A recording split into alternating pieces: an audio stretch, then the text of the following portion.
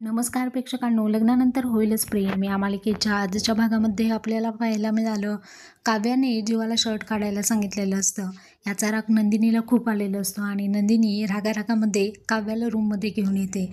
रूममध्ये आल्यानंतर ती नंदिनी काव्याला म्हणते की हे बघ, मी तुझी मोठी बहीण आहे. तुझा काय वेडेपणा लावलाय हा? तू काय करत होतीस? जीवांचं एक सिक्रेट मी तुला सांगितलं तर ते सगळ्यांसमोर ओपन करायला निघालीस. अगं, किती विश्वासाने मी तुला सांगितलं होतं की जीवांचं पूर्वी एका मुलीवरती एकतर्फी प्रेम होतं आणि त्यात तिचा टॅटू त्यांनी गोंधळून घेतलेला आहे आणि सर्व माणसांमध्ये तू आज त्यांना हे डेअरिंग करायला लावलंस की शर्ट काढायला सांगितलास. का केलंस तू असं? हे मला अजिबात आवडलेलं नाही आहे.